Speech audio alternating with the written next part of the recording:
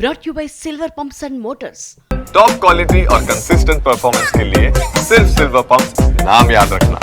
Phone tapping కేసులో కీలక పరిణామం చూపిస్తున్నాం. అమెరికా నుండి హైదరాబాద్ చేరుకున్నారు ప్రభాకర్ రావు. ఈ నెల 5న విచారణకు హాజరవుతున్నారు ప్రభాకర్ రావు.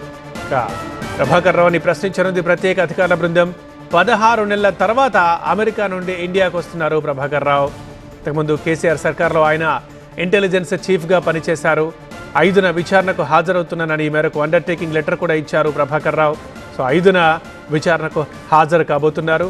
విచారణ ముగిస్తే ఫోన్ ట్యాపింగ్ కేసులో విచారణకు కొలిక్కి వచ్చే అవకాశం ఉందని అధికారులు భావిస్తున్నారు.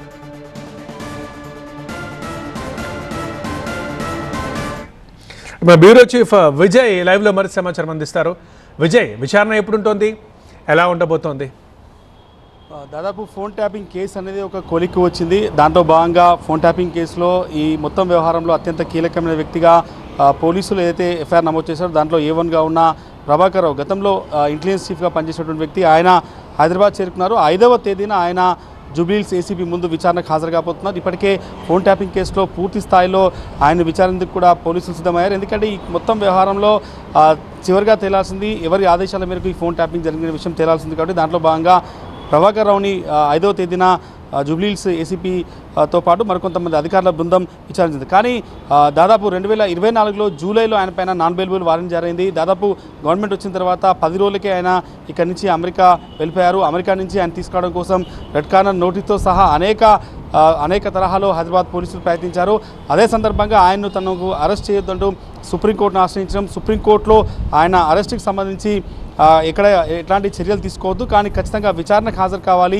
ఆయన పాస్పోర్ట్ రద్దయిన నేపథ్యంలో ఇమీడియట్గా 3 డేస్లోనే పాస్పోర్ట్ ఇవ్వాలి, 3 రోజుల్లోనే హైదరాబాద్ రావాలని చెప్పారు. కాబట్టి ఆయన ఇండియా తిరిగి వచ్చారు. ప్రస్తుతం హైదరాబాద్లో ఉన్నారు.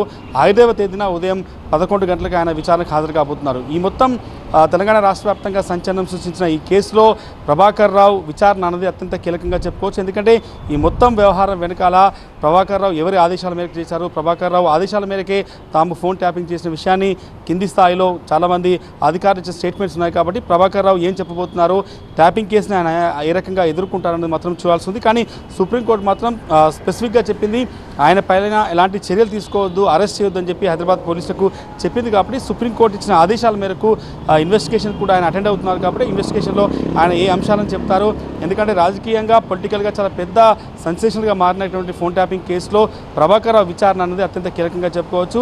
సుప్రీంకోర్టు ఆదేశాల మేరకు ఆయన హైదరాబాద్ చేరుకున్నారు, ఇండియాకు వచ్చారు. ఇండియాలో ప్రస్తుతం హైదరాబాద్లో ఉన్నారు. 5వ తేదీన ఉదయం 11 గంటలకి జూబ్లీహిల్స్ వెస్ట్ జోన్ డీసీపీ కార్యాలయంలో ఆయన విచారణకి హాజరు కాబోతున్నారు. రైట్ విజయ్.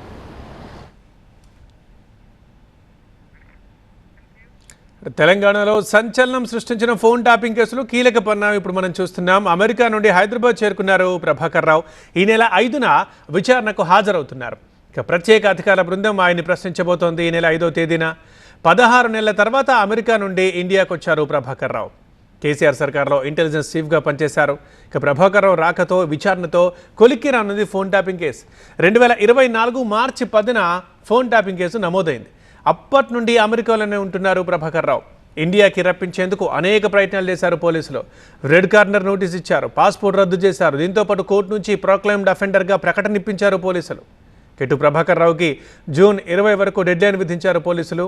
చివరికి సుప్రీంకోర్టును ఆశ్రయించారు ప్రభాకర్ రావు. ఇక దర్యాప్తు అధికారుల ముందు హాజరు కావాలని సుప్రీం స్పష్టం చేసింది. జూన్ 9 వరకు ప్రభాకర్ రావుని అరెస్ట్ చేయొద్దంది సుప్రీం. ఇక ప్రభాకర్ రావు విచారణతో కీలక విషయాలు వెలుగులోకి వచ్చే ఛాన్స్ కనిపిస్తోంది. 5వ తేదీ నాడు విచారణ ఉండబోతోంది.